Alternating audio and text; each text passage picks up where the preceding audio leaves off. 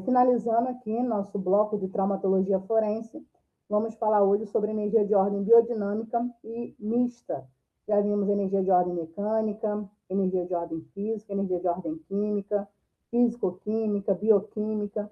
Agora vamos ver a biodinâmica e mista, para fechar aí todos os tipos de energias que podem causar um dano aí ao corpo.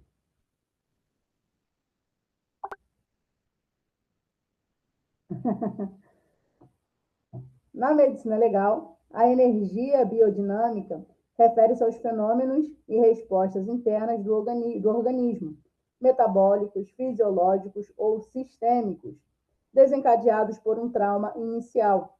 Em vez de causar lesão diretamente, ela age como um mecanismo fisiopatológico que pode levar à falência de múltiplos órgãos ou ao óbito. Então, a energia de ordem biodinâmica, ela vai ser uma mistura de energias, tá bom? Ela vai estar misturada com energia bioquímica, tá? E a biodinâmica. As alterações englobadas pela energia biodinâmica, elas atuam na cadeia de causalidade do dano.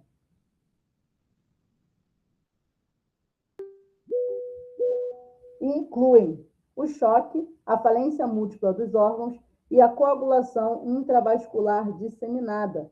Esses aí são os tipos de lesões que podem ser causadas por ordem biodinâmica. O choque, ele ocorre por uma falha circulatória aguda, que compromete a perfusão dos tecidos e órgãos vitais. A falência múltipla dos órgãos é um colapso progressivo e sistêmico dos sistemas orgânicos. E a coagulação intravascular disseminada, ela vai ser uma ativação anormal da coagulação sanguínea, que vai gerar aí, né, trombos e hemorragias. Então, como ordem biodinâmica, nós temos esses três tipos de lesões: o choque, a falência múltipla e a coagulação intravascular disseminada. Iniciando aqui falando sobre o choque. O choque, ele é a resposta orgânica e o mecanismo de defesa ativados pelo corpo humano para se proteger contra efeitos nocivos de um trauma. Ele representa uma série de falhas ou desequilíbrios circulatórios e sistêmicos. O corpo atua para evitar a queda acentuada da pressão arterial e manter os fenômenos biológicos vitais. Quando essa resposta falha em equilibrar o sistema, a pessoa entra no estado clínico de choque, que pode evoluir para desfechos severos. Isso é até engraçado, porque o choque, ele é um mecanismo de defesa. Boa noite, Elaine. O choque, ele é um mecanismo de defesa. Então, quando tem ali algo que está saindo do normal, o choque, ele tenta ali como mecanismo de defesa resolver o que está acontecendo ali com o corpo, só que isso pode evoluir aí, né, para um desfecho severo. A mesma coisa da febre. Quando estamos aí em contato com alguma infecção, alguma bactéria, a febre, ela é um mecanismo de defesa, né? Então, o corpo, ele vai esquentar e geralmente esses micro-organismos, eles não sobrevivem, né, a altas temperaturas. Então, o mecanismo de defesa vai ser a febre. Porém, se você ficar com aquela febre muito alta, pode ter também um desfecho severo, causado aí pelo mecanismo de defesa do corpo. Vai matar a bactéria ou a infecção e também você. Então, o choque e a febre, eles são esse mecanismo de defesa, só que eles podem acabar aí, né, levando a um desfecho fatal, tá bom? Os principais tipos de choque são o choque hipovolêmico, o choque cardiogênico, o choque obstrutivo e o choque periférico.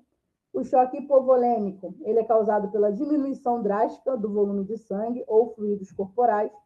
O choque cardiogênico, ele decorre da falha ou da incapacidade do coração em bombear sangue adequadamente. O choque obstrutivo, ele é provocado por impedimentos mecânicos ao fluxo sanguíneo. E o choque periférico é causado pela alteração na resistência e no calibre dos vasos sanguíneos. Então, sempre que o corpo tiver, né, essa desregulação, essa disfunção, vai vir o choque como mecanismo de defesa para tentar reverter o quadro, só que aí, né, dá ruim, dá um choque, realmente, um fenômeno aí biodinâmico, que pode desencadear aí uma morte, tá? Nós temos a síndrome da falência múltipla dos órgãos. A síndrome da falência múltipla dos órgãos, também chamada de síndrome da disfunção de múltiplos órgãos, quase ninguém utiliza esse termo, né? O mais comum é a falência múltipla de órgãos, é a deterioração aguda e progressiva de 2 ou mais órgãos vitais, como rins, pulmão, fígado, coração. É uma condição grave, sendo a principal causa de mortes em pacientes internados em UTI.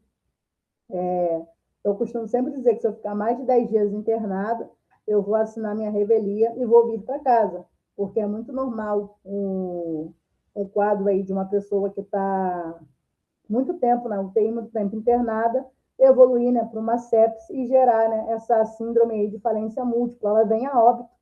Ali, às vezes, não tem nem explicação do motivo, mas muito tempo internado pode desencadear aí essa síndrome de falência múltipla dos órgãos. As causas mais comuns é a sepse, traumas, queimaduras, pode ocorrer também em casos de pancreatite, choque circulatório, eclâmpsia, ingestão de substâncias tóxicas, aí pode desencadear essa falência múltipla de órgãos. A mais comum é a sepse, tá? A sepse ela ocorre quando uma infecção generalizada se espalha pela corrente sanguínea, afetando todo o organismo. Então, essa infecção ela vai se espalhar e, de pouco a pouco, né, ela vai comprometendo os órgãos vitais. Então, né, eles vão parando e leva aí a essa falência múltipla. Traumas e queimaduras também podem levar à falência múltipla. Acidentes graves ou queimaduras extensas desencadeiam uma inflamação extrema no corpo.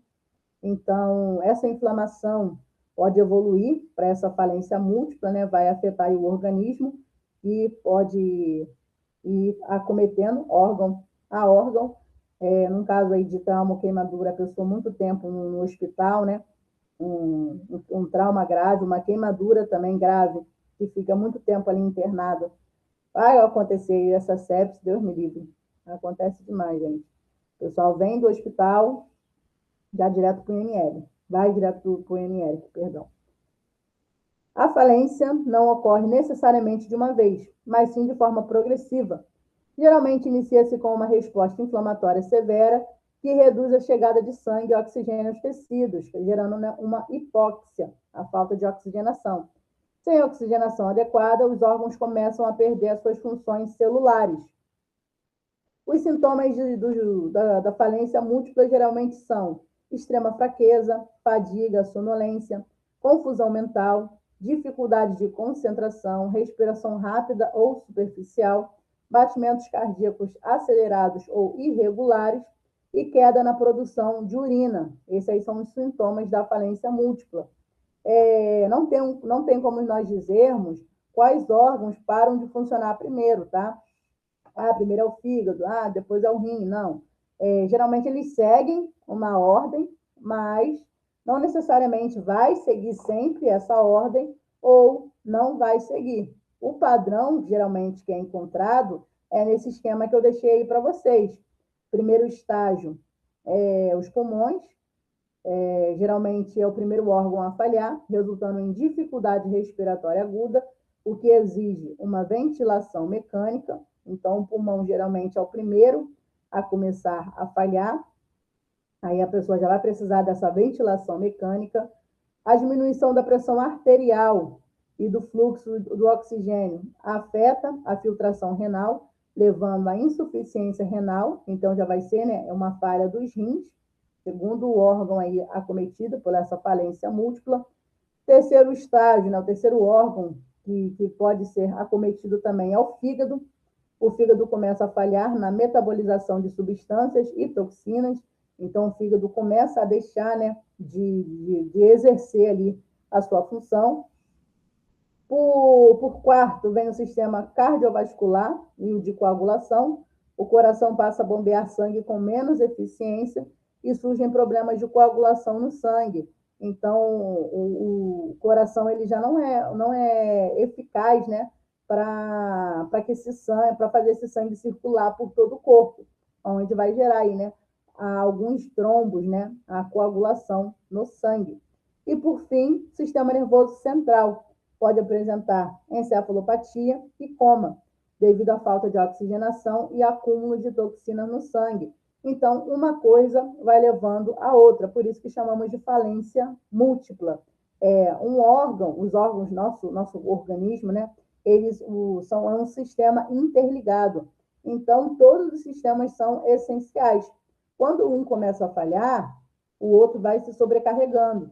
Aí esse outro que está sobrecarregado falha também. E por aí vai. É o que vai gerar essa falência múltipla.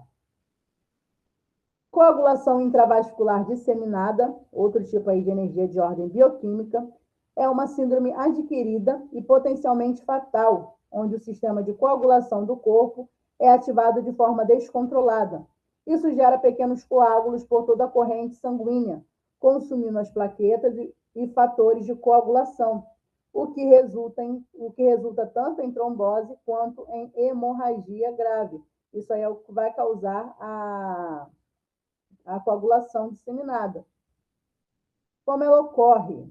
É uma doença de base, libera substâncias na corrente sanguínea que desregulam o equilíbrio natural entre a coagulação e dissolução de coágulos.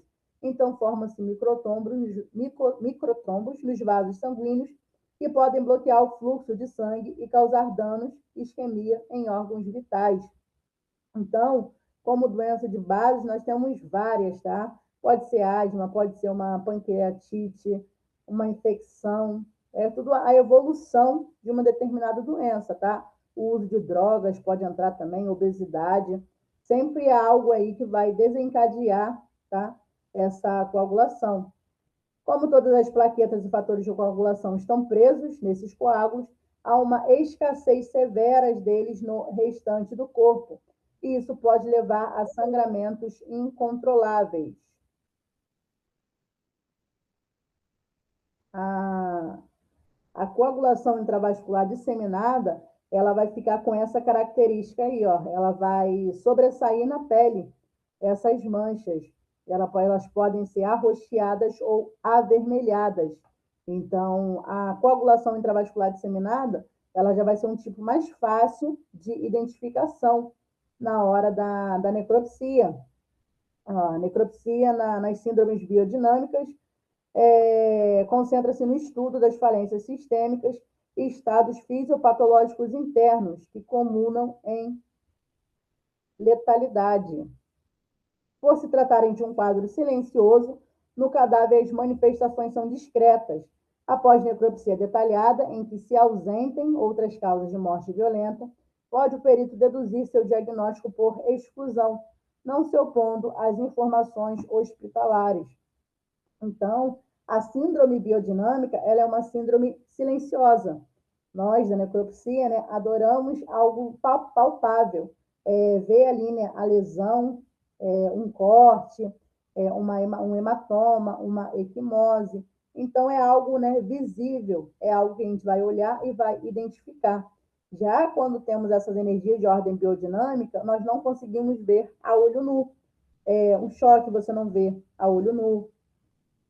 A coagulação intravascular disseminada, por ela manter, né, essa aparência na pele, você até consegue identificar. Ó.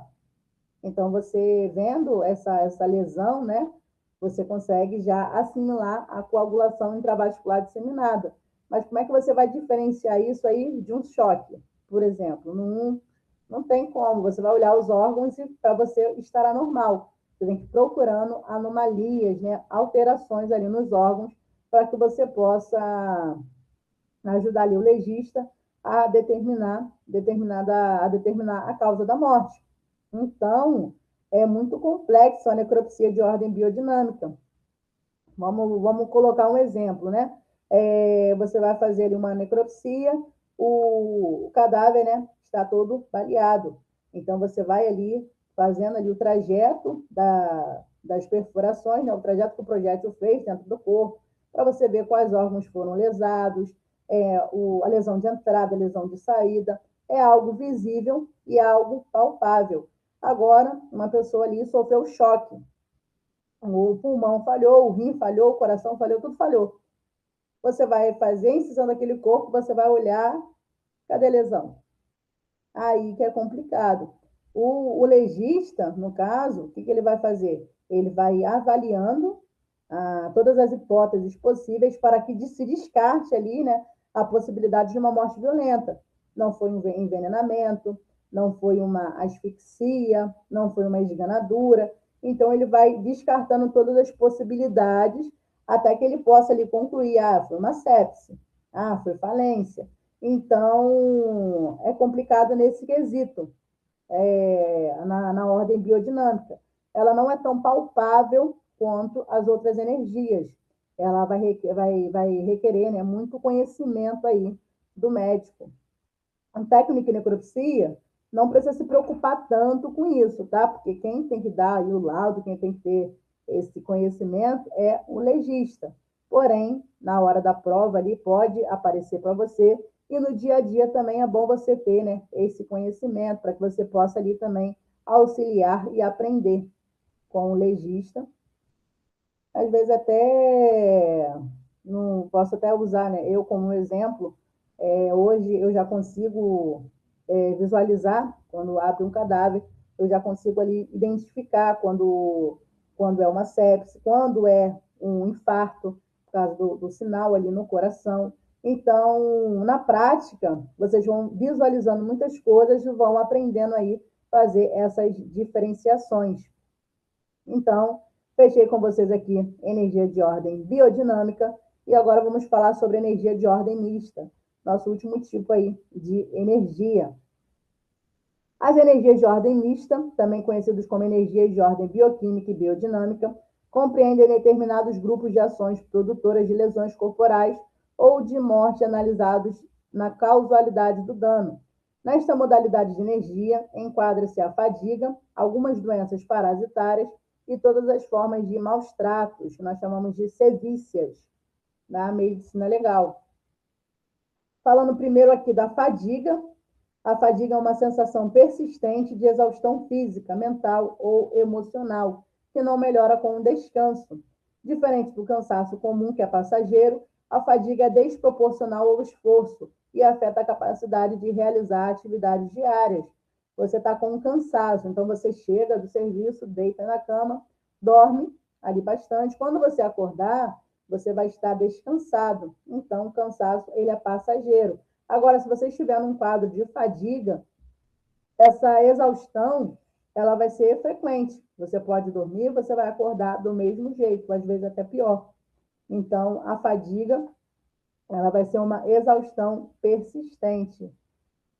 Ela pode ser originada por uma série de fatores interligados, como privação crônica de sono, alimentação inadequada, sedentarismo, altos níveis de estresse. Também pode ser provocada por anemia, carência de vitaminas, como a B12 e aminoácido, falamos sobre as vitaminas, né, na aula passada. Hipotiroidismo, obesidade, doenças cardíacas, fibromialgia e infecções também podem aí gerar a fadiga, quadros de ansiedade e depressão, e muito comum no primeiro e no terceiro trimestre de gravidez, devido às alterações hormonais intensas. Então, são vários fatores, né, que podem desencadear a fadiga. Se você for analisar aí, né, pega aí esses sintomas aí e coloca aí para a sua vida. Então, tem vários fatores aí, né, que acontecem no nosso dia a dia que podem desencadear aí, né, esse quadro de fadiga. E é muito ruim. As doenças parasitárias, outro tipo de energia de ordem mista, elas são infecções causadas por organismos como protozoários, eumintos, ectoparasitas que sobrevivem à custa do hospedeiro. Entre os mais comuns destacam-se a esquistossomose, que é a barriga d'água, a ascaridíase, malária e a doença de Chagas. O diagnóstico precoce e a prevenção são essenciais para evitar complicações graves. Não sei se vocês já tiveram algum desses quadros aí, mas o negócio é brabo mesmo. Doença de Chagas leva até a morte, né? Provocada ali pelo barbeiro. Doenças parasitárias, os sinais dependem do parasita, mas geralmente envolvem desconforto e dor abdominal, diarreia ou prisão de ventre, náuseas e vômitos, perda de peso inexplicável e falta de apetite, fadiga e fraqueza decorrente de anemia.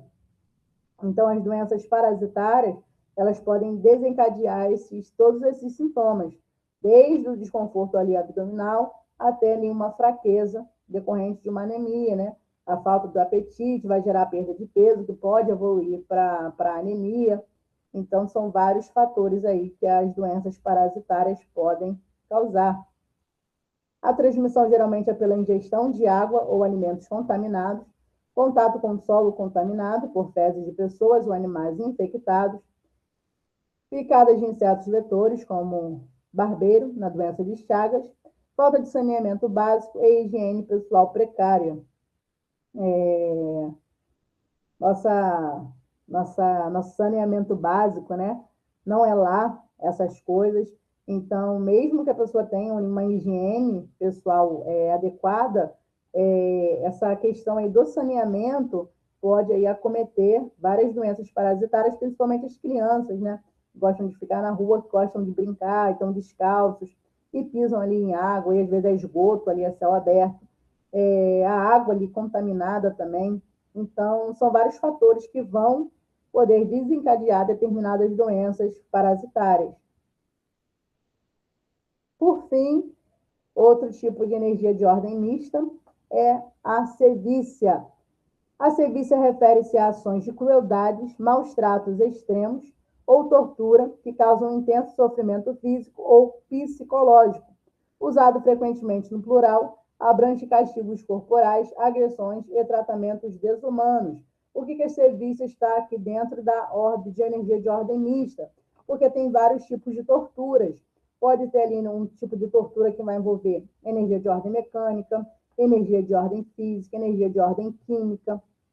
Então, são vários fatores aí que vão desencadear essas sevícias, incluindo ainda mais se for um caso de tortura, por exemplo. A natureza jurídica das sevícias é de caráter exclusivamente doloso, quando tem, né, a intenção. Entre elas destacam-se a síndrome da criança maltratada, a síndrome do ancião maltratado e a tortura, quando se maltrata crianças, idosos e a tortura propriamente dita. Vou voltar aqui rapidinho. Então, a sevícia, né, a tortura, ela é enquadrada em energia de ordem mista, porque são vários tipos de coisas, né, que podem provocar a lesão, né, no caso aí dessa tortura. Pode ser chutes, que podem gerar aí, né, uma rubefação, podem gerar uma equimose, pode ser a queimadura ali, né, no caso de uma arma. Então, atira para cima, o cano da arma quente encosta ali na pessoa, como forma, né, de tortura. Então, já vai ser outro tipo de energia de ordem mecânica. Pode tentar, né, afogá-la, sufocá-la. Então, outro tipo de ordem, energia de ordem aí. Então, vamos botar, né, uma energia de ordem mista que vai facilitar aí a compreensão. Você não vai ter que ficar descrevendo ali a energia de ordem química, energia de ordem mecânica, energia de ordem física, porque a sevícia, ela já está falando, né, energia de ordem mista. Ela é um misto de energias dentro aí de uma só. Temos a síndrome de Munchausen, que vai ficar dentro aí de energia de ordem mista também. Ela é uma condição psiquiátrica em que a pessoa simula, induz ou exagera sintomas físicos ou mentais em si mesmo. O objetivo central é assumir o papel de paciente para atrair atenção, cuidado, simpatia ou apoio emocional. Não sei se vocês conhecem esse caso aí, né, da Gypsy. Depois eu vou botar até as fotos lá no grupo para vocês. A mãe dela enchia ela de remédios, submetia ela a cirurgias desnecessárias, obrigava ela a raspar o cabelo, ela manter essa aparência, né, como se fosse uma criança. Conforme ela foi crescendo, ela foi percebendo que ela era uma pessoa saudável, que ela não precisava de nada disso. Então, ela conheceu um rapaz na internet, os dois se juntaram e mataram aí a mãe dela. Ela já até cumpriu a pena. Hoje em dia, ela é influencer digital. Ganha mais dinheiro que nós aqui trabalhando. E também a síndrome de Estocolmo vai estar aí dentro da energia de ordem mista.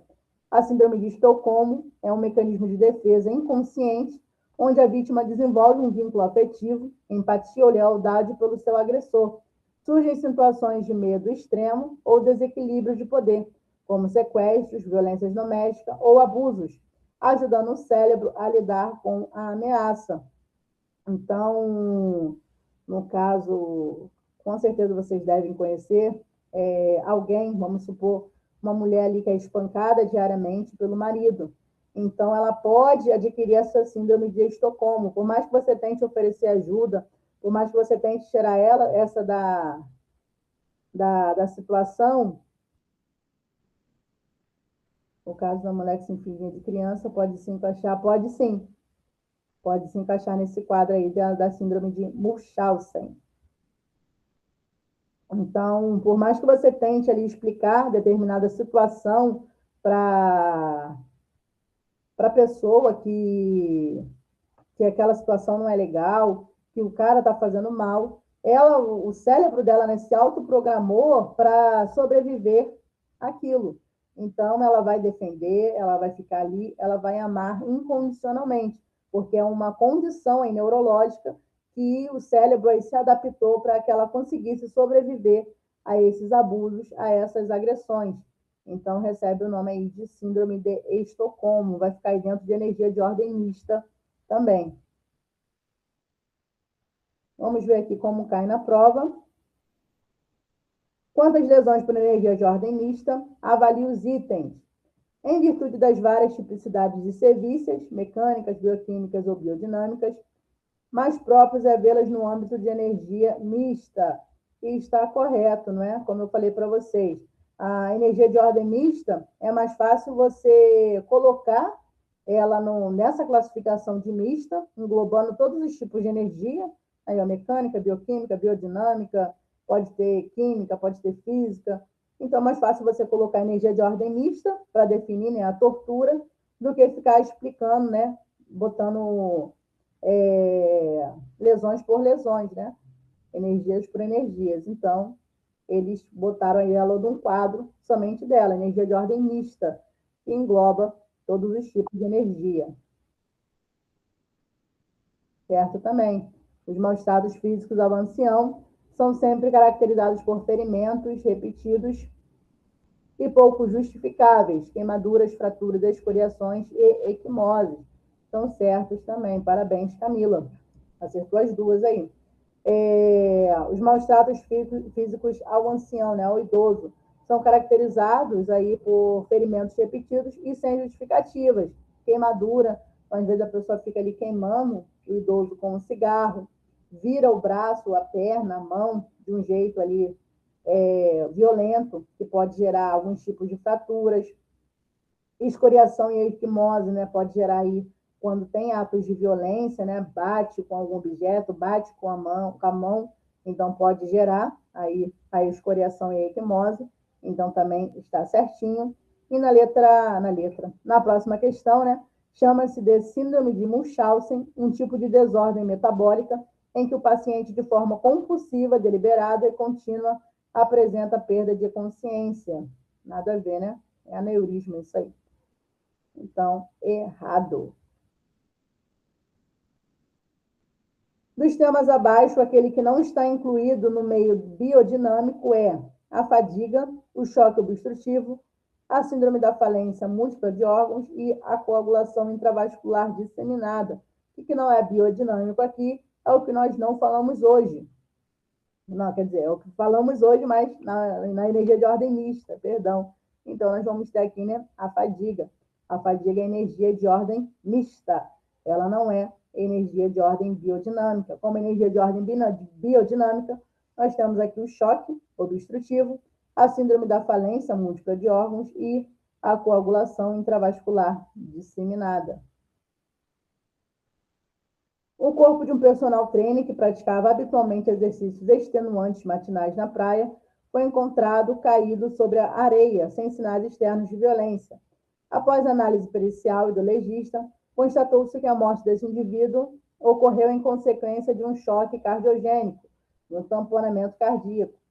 o qual decorre da ação de energia de ordem física, físico-química, biodinâmica, mista ou bioquímica. Choque cardiogênico é um tipo, né, do choque. Então, energia de ordem biodinâmica. Tá? É correto afirmar que, entre situações estudadas em traumatologia forense, como energia de ordem biodinâmica, não se inclui a coagulação intravascular disseminada, a síndrome da falência múltipla de órgãos, as doenças parasitárias agudas ou o choque. Aqui, né, nós vamos pegar as doenças parasitárias agudas, tá bom? Coagulação intravascular é energia de ordem biodinâmica. Síndrome da falência múltipla de órgãos é energia de ordem biodinâmica. O choque é energia de ordem biodinâmica. As doenças parasitárias é energia de ordem mista. Finalizando aqui com vocês mais uma aula. Nossa próxima aula é na quinta-feira que vem. Vamos falar sobre anatomia humana. Agora a brincadeira vai começar, mas botei tudo aí de uma forma leve, para que vocês consigam compreender, consigam aí entender a anatomia humana, as estruturas anatômicas. Que nada. Então, estamos juntos aí, galera. Continuem estudando. Qualquer dúvida, estou aí com vocês, tá bom? Tchau, tchau. Até quinta.